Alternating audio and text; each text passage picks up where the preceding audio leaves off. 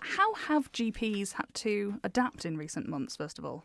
Well, obviously, during the main part of the pandemic period, it was a huge adaptation for GPs because the surgeries effectively shut down, so everything was being done remotely.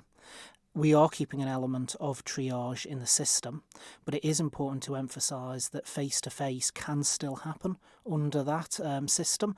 At the moment, there is a variety amongst different practices. Some are doing quite a lot of face-to-face. In fact, I asked for the figures the other day, and most practices are doing 85% plus of their appointments face-to-face. The average across Ireland is around about 75%, but there are a couple of practices that I know of which people have contacted me where face-to-face seems to have dropped away a bit.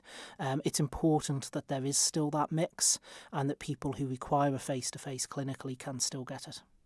Do remote appointments actually work in all situations, or is it some things lend themselves slightly easier than others? And that's the very key question there, is the particular phrase of in all situations. It doesn't in all situations. It's very specific situations where telephone appointment where someone is seeking advice around something, where they don't need a physical exam, where they may need a repeat prescription or something like that, then doing the appointment via telephone or video, so it's not just telephone, it's also video, is actually a good option. I have had feedback on that as well from people who've used that system and are perfectly happy with it, think it has worked in their case, but it is important that it continues to be a mix of face-to-face and the telephone and video triage, so that someone who does need a face-to-face appointment can actually still get it. So could something like that, then, the telephone appointments, could they be a long-term thing? Could we see this, post-COVID? Yes, the triage system is here to stay in that way, but like I say, it's important we get the mix right, because while telephone and video triage actually has a place, face-to-face is still massively important.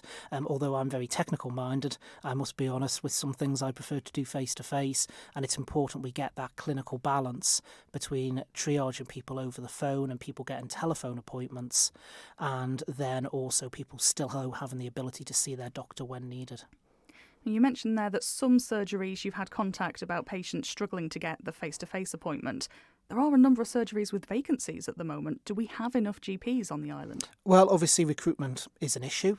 We want to help address that as a department, and we are trying to work with the GPs to try and address recruitment, and it is something that's ongoing.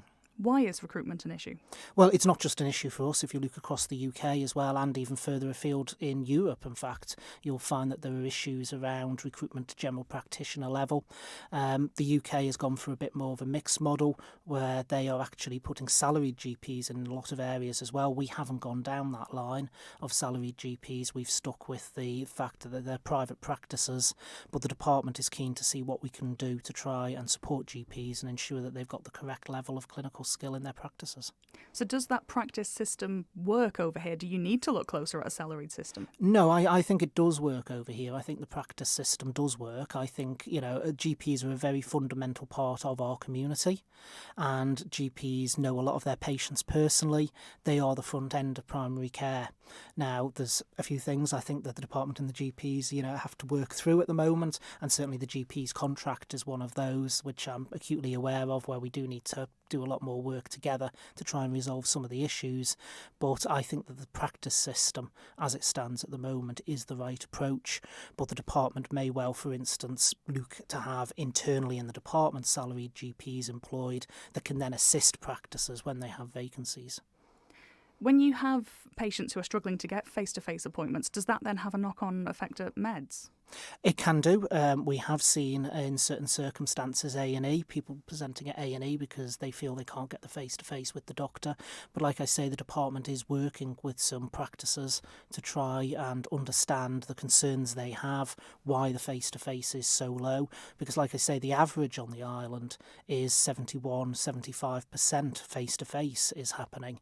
In fact, some practices are 85% plus of appointments face-to-face, but we're also aware that some practices are down around the 40% level, so we need to understand what concerns and challenges those practices feel they face that has seen their face-to-face appointments drop off in that way.